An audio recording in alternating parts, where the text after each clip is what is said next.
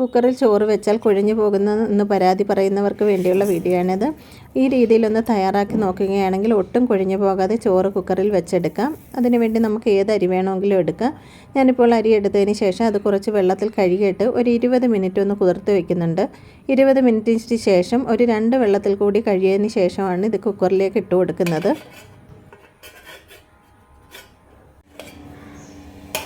20 minute കഴിഞ്ഞിട്ടുണ്ട്. ഇനി ഒരു 2 വെള്ളത്തിലും കൂടെ കഴുകി കളഞ്ഞ ശേഷം കുക്കറിലേക്ക് അരി ഇട്ട് കൊടുക്കുകയാണ്.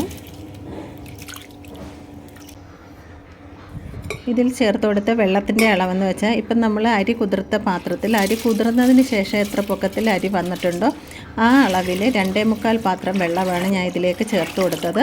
അതിനുശേഷം അത് അടച്ച് വിസിലില്ലാതെ തന്നെ അടുപ്പ് കത്തിച്ച് വേവിക്കാനായിട്ട് വെക്കുകയാണ്.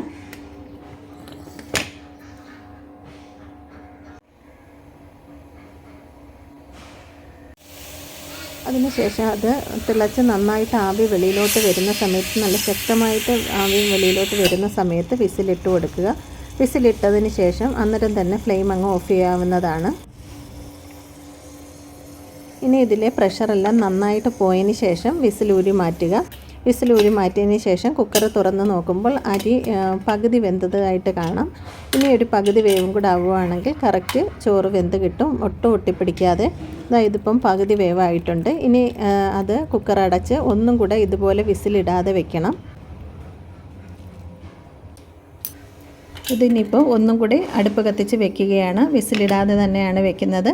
ഇനി അതിൽ നേരത്തെ പോലെ തന്നെ ശക്തമായി ആവി പുറത്തോട്ട് പോകുമ്പോൾ വിസിലിട്ട് കൊടുക്കുക, ഫ്ലെയിം ഓഫ് ചെയ്യുക.